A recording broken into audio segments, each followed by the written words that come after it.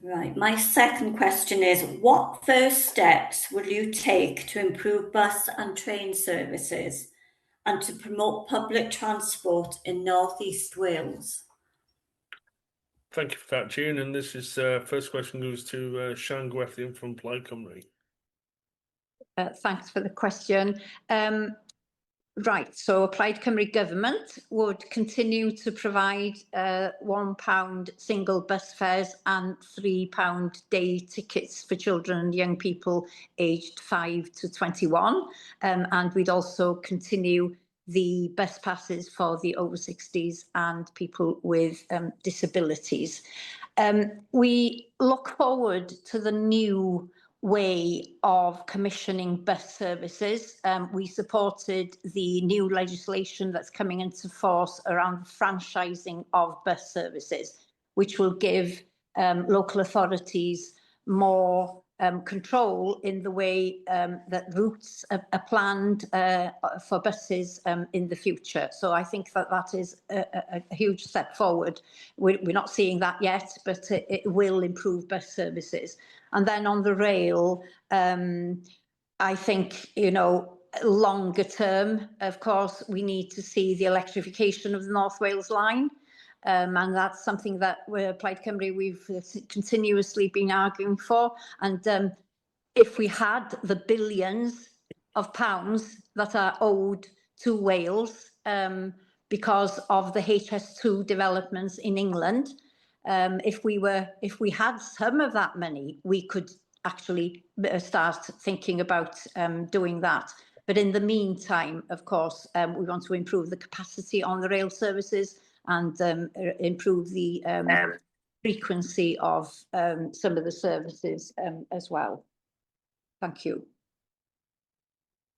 Diolch yn fawr iawn. Thank you. Just notice Alan Davies has come back into the room. Thank you, Alan. Apologies. No, it's no problem at all. But I missed one question, I think. Yeah. So would you like to answer that, if that's okay? Because you're due for the next question anyway. But it was Tracy was asking question: what will you do to restore trust in politics? Yeah. Thank you, and apologies again. I've joined via my mobile phone now instead. I didn't hear the answers of the other candidates, but it's trust is a really easily lost and difficult to gain, and politicians are all tarred with the same brush, despite how hard individual politicians work. And 99% of politicians go into the get elected in order to deliver for their communities. And one of the key aspects is when political parties overpromise. They promise they can do things, and then they, in the full knowledge that they know they will not be able to deliver on that promise. So it's really important that we are realistic and not promise the world. And just one quick point: the new electoral system is problematic as well when it comes to politicians, for the new Senedd, because you're breaking that link between the individual politician and their community. So that is going to be a really difficult situation for the various MSs to cover the whole of Gwynedd Maldwyn. It's a huge constituency, and if people do not get the favoured response, they will automatically go to the next Senedd member, and then the next Senedd member, when you really do need to restore that link. Hopefully it'll only be for one term of the Senedd. And apologies again. Diolch, Alan. Thank you for that. You were down to answer the next question.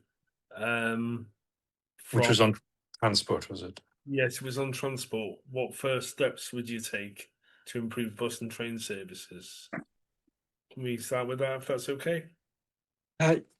Yes, it's a huge issue, especially in rural Wales. I know Powys County Council are spending an additional £1.8 million on bus services, but then it really does not actually go deep enough into the rural communities. And there's a clear manifesto commitment by the Conservative Party to improve those links, cross-border links from North Wales up to Liverpool to Manchester, in order to try and strengthen the economy of North East Wales. We are never going to have a perfect public transport system within Wales because of the rurality of the area. And over the last term of the Senedd, there has been a real disinvestment in the road network across Wales.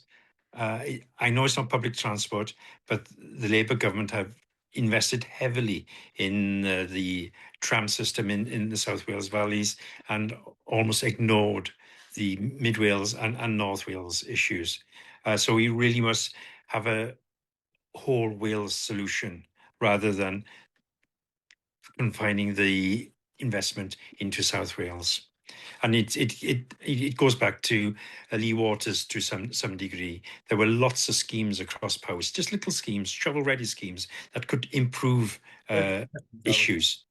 Okay, and then the plug was pulled, and the opportunities have been lost. But thank you. Diolch yn fawr iawn. Thank you much indeed for that. Can we pass over to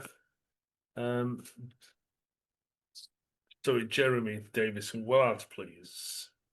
I think the question was for North East Wales, but I think North East Wales is in a far better position probably than Gwynedd and Maldwyn, which is slightly lower down. I would say towards North East, then probably the coordination that I would require between the bus services and the train service, so that they're linking better, that when a train arrives, then at least the following train hasn't gone before you arrive.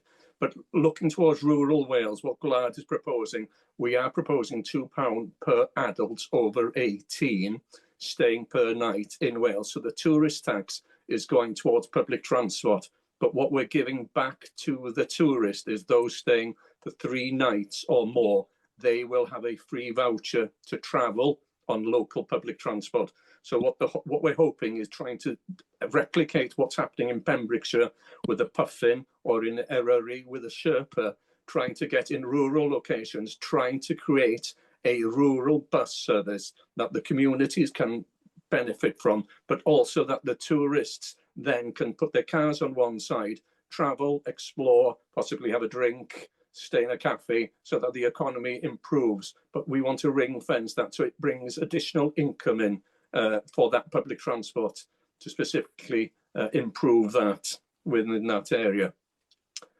And well, that's the main thing. We just know that rural areas are suffering, and that's the way we can bring two together. Okay, diolch yn fawr iawn. Thank you indeed. Can we have Monty Kennard Independent, please? Yeah, for me, the first step is to properly understand what's going wrong with a lot of the services. If trains are constantly late or buses unreliable, I think we need to look at the root causes of why that is, and not just sort of the surface level promises. Is it staffing, infrastructure, timetabling, or routes that don't reflect how people actually travel? Without that, I think you can easily end up fixing the wrong problem. And where services are failing, there has to be accountability. In some cases, that might be fines for companies when services aren't properly delivered. But if we're going to fine people, they must be significant and not passed on to the passengers through higher fares. Right now, in many cases, there isn't much incentive for those companies to improve. At the same time, we should look at what does work. There are nearby examples like Merseyrail, which has shown that frequent, reliable and affordable services, especially for young people, are achievable. And the issue isn't whether it can be done, it's whether there's the will and the structure to deliver it. More broadly, I think that public transport should be run as a public service at cost, and not primarily for profit. And the focus should be on reliability and affordability and access, not shareholder returns. For buses, reliability and coverage are key. Services need to run when they say they will, and go where people actually need them, particularly in rural areas where alternatives are limited. And on delays, I think it's important to be clear that accessibility is not the problem, and lack of proper support is. If passengers who need assistance don't have enough staff available for boarding and disembarking, they can take longer. And the solution isn't to penalise inclusion, it's to invest in the staffing and systems that make services accessible and efficient at the same time.